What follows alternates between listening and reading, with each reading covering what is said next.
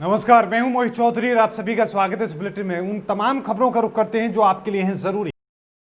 Headlines के प्रायोजक हैं आरोग्य मास्क लगाएं, कोरोना से सुरक्षित रहें। Oscar super speciality hospital and trauma centre, Ranjkiya showroom in Rohtak and Bahadurgarh. Showroom पर आइए, टेस्ट ड्राइव ले और गाड़ी बुक कराएं। हरियाणा विधानसभा के मॉनसून सत्र में सबसे पहले शोक प्रस्ताव पढ़े गए और सदस्यों ने सदन में 2 मिनट का मौन रखा और दिवंगत आत्माओं की शांति के लिए प्रार्थना की। सबसे पहले उप मुख्यमंत्री दुष्यंत चौटाला ने शोक प्रस्ताव पढ़े। कोरोना महामारी के चलते सदन की अवधि 1 दिन की कर दी गई। इस दौरान कोविड-19 के चलते केंद्रीय गृह मंत्रालय के जारी दिशा निर्देशों की पालना की गई और सोशल डिस्टेंसिंग को बनाए रखकर सदन का संचालन किया गया। सदन कर्नाटका के भूतपूर्व राज्यपाल श्री हंसराज भारद्वाज के 8 मार्च 2020 को हुए दुखद निधन का गहरा शोक प्रकट करता है। श्री हंसराज भारद्वाज का जन्म 17 मई 1937 को हुआ था। वे वर्ष 1982, 88, 84, 2000 तथा 2006 में राज्यसभा के निर्वाचित सदस्य हुए थे। वर्ष 84 से 89 तक 91, 92 और 92 से 96 के दौरान वो केंद्र के राज्य मंत्री तथा 2004 से 9 के दौरान केंद्र मंत्री रहे। उन्होंने मंत्रिमंडल में रहते हुए योजना एवं कार्यक्रम कर्तव्य तथा विधि व न्याय जैसे महत्वपूर्ण मंत्रालयों को संभालने का गौरव हासिल हुआ है।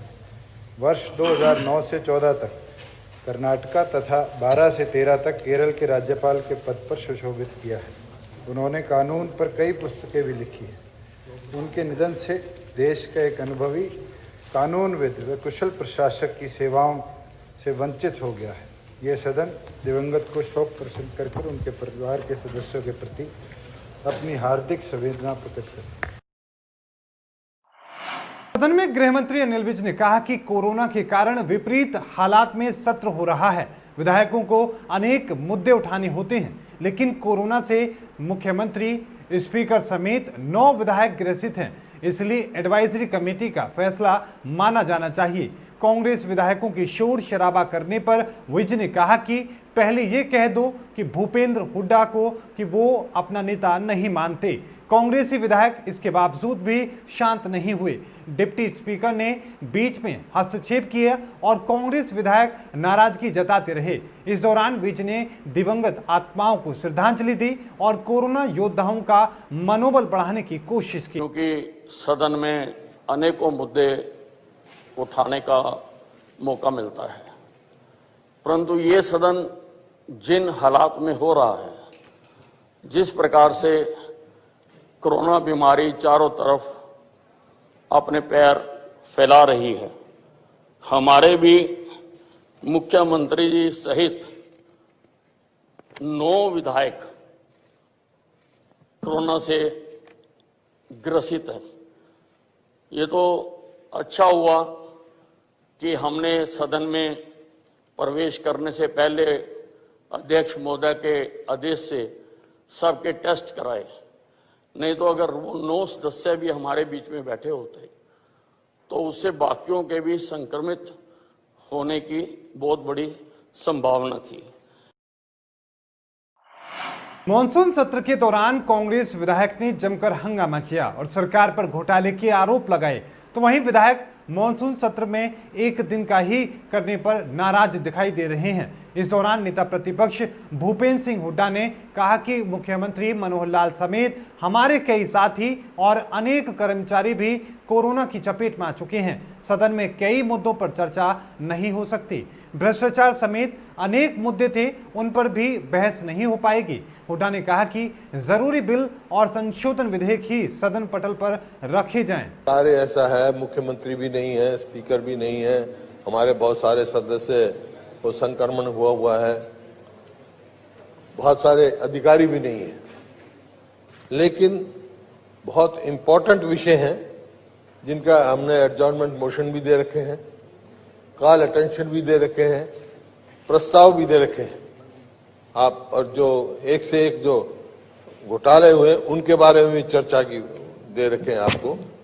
जिस प्रकार से है कोरोना की, उसमें जो हरियाणा में जो परिस्थिति है, हर प्रकार से जिस प्रकार से भ्रष्टाचार फैला हुआ है उसका भी इशू था। लेकिन ये फिर हमने फैसला किया था आपके उसमें कि भाई जो जरूरी है, मान लो सप्लीमेंट्री डिमांड है आपकी जो संवैधानिक तौर पे जरूरी है, और आपका ये वैट का है और है, जो इस किस्म की जो है वो ले आए।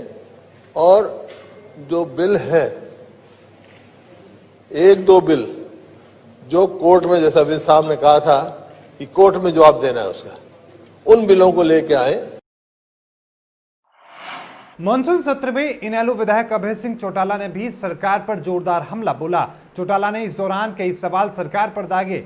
इस दौरान डिप्टी स्पीकर रणवीर गंगवा ने अभय सिंह चौटाला को रोकने की कोशिश की तो चौटाला ने डिप्टी स्पीकर पर ही सवाल दाग दिए। चौटाला ने कहा कि इस तरह से ही अगर सदन चलाना था तो विधायकों को बुलाने की जरूरत क्या थी? क्या विधायकों को सिर्फ साइन कराने के लिए बुलाया गया है? चौटाला ने कहा कि अब सरकार और नेता प्रतिपक्षी अपनी मर्जी से सदन चला रहे हैं। उन्होंने कहा कि बैठक होती है उसमें ना तो किसी निर्दलीय विधायक को बुलाया जाता है और न ही खुद मुझे बुलाया गया है। क्या अब इस तरीके से ही विधानसभा की कार्रवाई जारी रहेगी? कहा होगी जो जवाब है, मैं उस जवाब के बारे में पूछना चाहता हूँ। इसकी जवाब अपने आप में बहुत कंट्रोवर्सी है। अभी इस पे अभी तय ये हुआ था कि इस पे कोई प्रश्न नहीं पूछा जाएगा, ये सेशन कंटिन्यूस रहेगा। आगे जब होगा तो आप पूछ लेना। एक मिनट में आपसे चीज और पूछना चाहता हूँ। एक मिनट सुन तो लो। अब तो सुनने से पहले भड़कना शुरू कर दो। और क्या, मैंने अपनी बात ही नहीं पूरी करी। सबसे बुला करके फैसला करते थे कि हाउस को कैसे चलाना है। आपने तो वो परंपरा खत्म कर दी।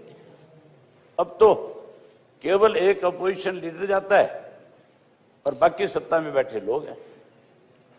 ना तो कोई इंडिपेंडेंट को बुलाया जाता, ना मुझे बुलाया जाता उसमें।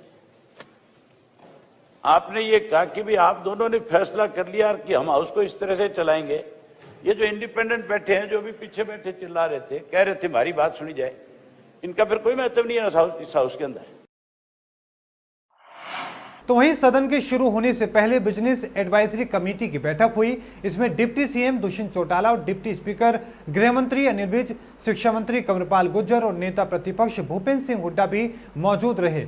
इसमें फैसला लिया गया कि विधानसभा सत्र एक दिन का ही होगा। ये पहला ऐसा मौका है जब नेता सदन और विधानसभा अध्यक्ष भी सदन में मौजूद नहीं है। विधानसभा अध्यक्ष की जिम्मेदारी उपाध्यक्ष रणवीर सिंह गंगवा निभा रहे हैं। तो वहीं 2 गज की दूरी के मानक के अनुसार विधायकों को पहली बार दर्शक दीर्घा में भी बैठाया गया है। कोविड-19 के कारण पहली बार हरियाणा निवास में मीडिया गैलरी बनाई गई है। कोविड-19 के कारण आम जनता को प्रवेश नहीं दिया गया है। मौजूदा हालातों को देखते हुए जो कोरोना का अफेक्ट हुआ है, हाउस एक ही दिन का किया जाएगा। इसमें जो प्रश्न हैं वो उनके उत्तर ले कर दिए जाएंगे। कॉलिंग अटेंशन है उनके उत्तर भी ले कर दिए जाएंगे। बिल पेश किए जाएंगे और उसके बाद जो बिल पेश किए जाएंगे और एस्टिमेट्स जो हैं वो पास किए जाएंगे। एक ही दिन के लिए चलाया जाए आज के लिए, और फिर सैनिटाइज किया जाएगा। जो ज़रूरी बिल होगा, ज़रूरी अध्यादेश होंगे, उनको आज डिस्कस करेंगे। बाकी फिर सैनिटाइज में जब भी तारीख आएगी। सर, आज कार्रवाई जो है वो शोक प्रस्ताव के बाद अन्य जो विधायी कार्य होने हैं उसको लेकर पूरा लंबी कार्रवाई चल सकती है क्या? कोई डबल सिटिंग तो नहीं रह सकती? नहीं, मैंने कहा कि जो जरूरी नहीं है वो फिर बाद में दूसरे सेशन में करेंगे। आज कोई जरूरी समझते हैं उन्हीं के लिए। कोरोना संक्रमण के मामले में भारत दुनिया का तीसरा सबसे प्रभावित देश है। देश में कोरोना संक्रमितों की कुल संख्या 32 लाख के पार जा चुकी है। पिछले 24 घंटे में कोरोना के 67,151 नए मरीज सामने आए हैं और 1059 लोगों की मौत हो चुकी है। स्वास्थ्य मंत्रालय के ताजा आंकड़ों के मुताबिक देश में अब तक 32,34,474 लोग कोरोना से संक्रमित हो चुके हैं। इनमें से 59,449 लोगों की मौत हो चुकी है। तो वहीं हरियाणा में पिछले 24 घंटे में 1,148 मामले सामने आए हैं, जिसके साथ ही संक्रमितों का आंकड़ा 56,500 को पार कर चुका है, जबकि 1091 लोग ठीक होकर घर लौटे, तो वहीं 10 लोगों की कोरोना से मौत हो गई है। वहीं 220 मरीजों की हालत चिंताजनक बनी हुई है। Inner wheel club Rohtak city ने जन सेवा संस्थान महिला वृद्धा आश्रम में नाश्ते की व्यवस्था की और मास्क वितरित किए। क्लब की प्रेसिडेंट डॉक्टर सोनिया अरोड़ा और वाइस प्रेसिडेंट श्वेता जैन ने कहा कि क्लब जरूरतमंद लोगों की सहायता अग्रणी भूमिका निभा रहा है। देश में फैली कोरोना महामारी से लोगों को जागरूक करना उनका मुख्य उद्देश्य है। डॉक्टर सोनिया अरोड़ा ने कहा कि आज बुजुर्गों की दयनीय स्थिति है, इस धरोहर को संजो कर रखना हमारा कर्म है। उन्होंने कहा कि स्वामी परमानंद महाराज समाज सेवा में अग्रणी भूमिका निभा रहे हैं। उनकी जितनी तारीफ की जाए उतनी कम है। जन सेवा संस्थान की व्यवस्था के कारण ही आज बुजुर्गों को रोटी, कपड़ा और मकान मिल पा रहा है। हरियाणा में लगातार कोरोना वायरस के मामले बढ़ते जा रहे हैं। अब ऐसे में लगातार सरकार भी जनता को जागरूक करने की कोशिश में जुटी है और जो लोग बिना मास्क के घर से बाहर निकल रहे हैं उनके चालान काटे जा रहे हैं। इसी अभियान के तहत रोहतक के सोनीपत रोड पर पुलिस ने चेकिंग अभियान चलाया। इस दौरान जिन लोगों ने मास्क नहीं लगाए हुए थे उनके चालान काटे गए। साथ में पुलिस कर्मियों ने लोगों से मास्क लगाने की अपील की और कहा कि सरकार के निर्देशों का पालन करें ताकि इस कोरोना महामारी से बचाव हो सके।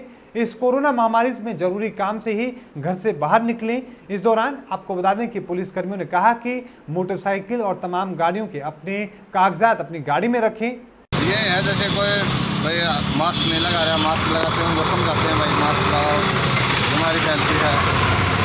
अपने कागजात जो है गाड़ी के वो सारे साथ रखा करो, हेलमेट पहना करो।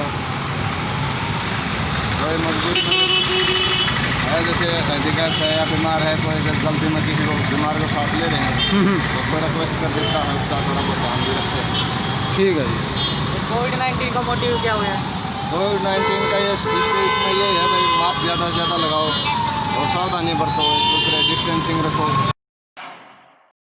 खबरों के प्रायोजक थे Pramod trading company, tiles, sanitary ware, Ghanipura, Jhajjar road, Rohtak. Asian colour coated Ispat limited. Be Fast Fit, India's fastest growing fitness chain, now at Rohtak D Park. Corona महामारी से लड़ने के लिए आरोग्य मास्क लाया है आपके लिए सबसे आधुनिक मास्क। इसके साथ ही आपको मिलेगी आधुनिक पीपीई किट, वो भी बहुत ही सस्ते रेट पर। contact@arogyamask.com पर जाएं और हमसे संपर्क करें या फिर www.arogyamask.com से जुड़ें। इसके साथ ही आप हमें कॉल कर सकते हैं। हमारा पता है Anand international, plot number 181, sector 25, Panipat, Haryana.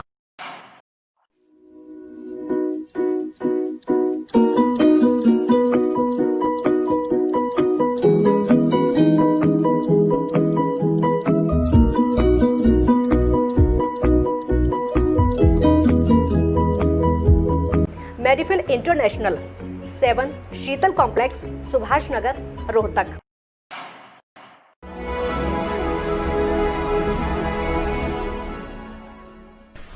चाचा, आपने नया घर बनवाया है तो घर की छत पर कौन सी शीट लगवाई है? बेटा, मैंने अपने घर की छत पर एशियन शीट लगवाई है क्योंकि वो कभी न मिटने वाले ओरिजिनल निशान की चादरें हैं। साथ में ISI का चिन्ह, 5 साल की वारंटी के साथ साथ पैसों का सही मूल्य देने वाली वही इकलौती शीट्स हैं। क्योंकि नाम नहीं, पहचान जरूरी है। और इस बुलेटिन में अभी के लिए इतना ही। देखते रहिए जस्ट इंडिया। मुझे दीजिए इजाजत। धन्यवाद।